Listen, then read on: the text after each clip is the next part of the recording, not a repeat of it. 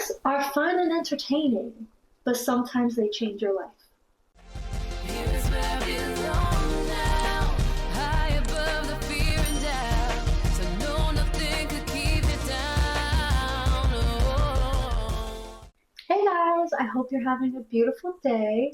Today I wanted to talk about a few books that have changed my life dramatically.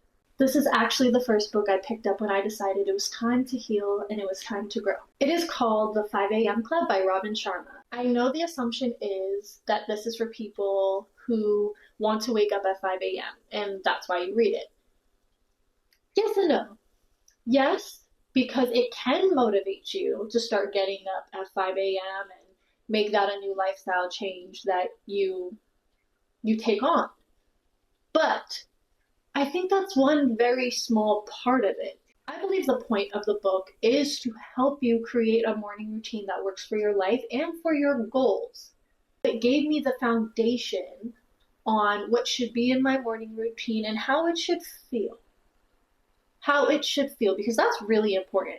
It taught me how to care more about my needs, care more about taking care of my needs first thing in the morning. Because if you don't take care of yourself first thing in the morning, what's the rest of your day gonna look like? There are many times in the book where it talks about really taking care of yourself. And I mean doing things like massages, how often you should be getting massages, or how often is a good start. It talks about what you should do in your first hour of waking up, and they called it the victory hour. It was broken down into 3 increments of 20 minutes or 3 intervals of 20 minutes. I'm going to butcher this. I'm not going to remember the names of these, but I do remember pretty much what the intervals were meant to be for. I believe there was one where it's knowledge. So it was like spend 20 minutes reading a book, spend 20 minutes listening to a podcast or listening to an audible, like an audiobook. Then it was 20 minutes of, I think, activity or like movement. So it was like stretching, going for a run or a walk or going to the gym. And then we're just going to go spiritual or like intention, 20 minutes of intention. So it was like meditation. It was maybe if it's like a religion that you have, like prayer, 20 minutes of things like that. It was just very like with yourself. I started doing that and I did really well at it. I gotta tell you, I had energy to get things done and get them all done before like 1 or 2 p.m. I started realizing that sometimes I only needed 10 minutes to meditate. Sometimes I needed 30 minutes to read. This book isn't supposed to tell you exactly what to do and the only way to do it.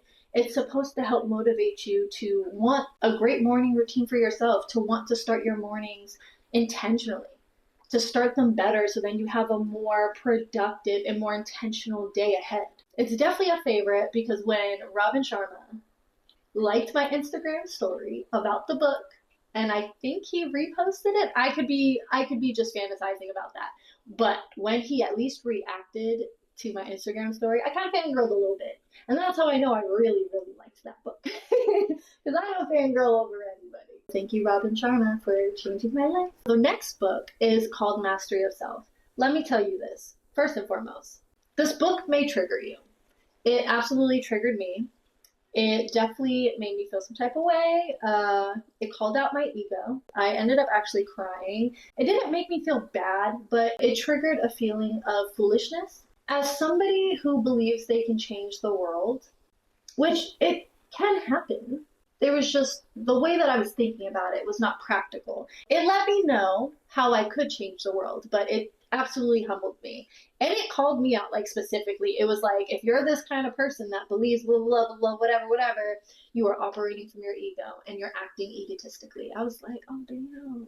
What it told me to do, because I was operating from my ego when it came to wanting to change the world or wanting to impact the world in the way that I dreamed of, it told me that the only way people can truly impact others and inspire others is leading by example. I do agree that leading by example is the most powerful because I've seen it in myself. I've been inspired by people who are just being themselves, who are just being, are not telling anybody to be any way. They're just having conversations, they're sharing their ideals, their values, stuff like that. And I'm like, oh my gosh, I want to be like you when I grow up. That's a beautiful way to think. How do I start thinking like you? And another thing it was talking about was how important it is to take care of you. Common theme, a very similar and related theme from the first book that I was talking about. It is so important to take care of yourself because if you don't take care of yourself, you are of no use to anybody else. As much as we think that we can pour from an empty cup, we cannot. Mastery of Self is written by Don Miguel Ruiz Jr., in case you guys are interested. Now, the last book on this list for this video is called The Power of Now. It's funny because I didn't see this book being talked about before I read it, but after I read it, I feel like I saw it all over TikTok. With this book, I realized that for a good part of my life, I had been living unconsciously. When you find out that the majority of the world is living unconsciously and you're given the opportunity to observe it, which I was, there was a line somewhere in the book and I was reading it while I was on set. And funny enough, that line triggered me to observe. And I had an incredible amount of examples of what it looks like to live unconsciously. And it was basically like, if you have a second, just look around you and observe and see if you can see or if you notice what unconscious living looks like versus what conscious living looks like. And it was like, listen to the conversations, watch how people be, and it'll tell you everything you need to know. It's definitely, I will say, it's a skill, a very high level skill to have to be consciously living. You definitely see beyond the surface level of everything in life. I was actually just telling my sister because she wanted to know what my videos were going to be about today that I was filming. And so I let her know I do find that I can trigger my consciousness with something as small as smelling a flower. There is a saying, wake up and smell the roses. I'm just saying. I think we knew all along that flowers can trigger consciousness. I don't know. If you would like to take your shot at reading any of these books, I will link them in the description below, but also just check out your local library. I definitely think libraries need more love nowadays, and if you can find a book there, just check it out there. It'll also push you to read faster since you have a limited amount of time you can have the book. If you're willing to share a book that has changed your life, let us know the book in the comments and tell us how it changed your life. I am wishing you guys love and luck on your personal transformation journey, and I hope that at least one of the books that I have recommended or I will recommend in the future can help you along your journey, since they have absolutely helped me, and I'm just so happy to share them with you guys.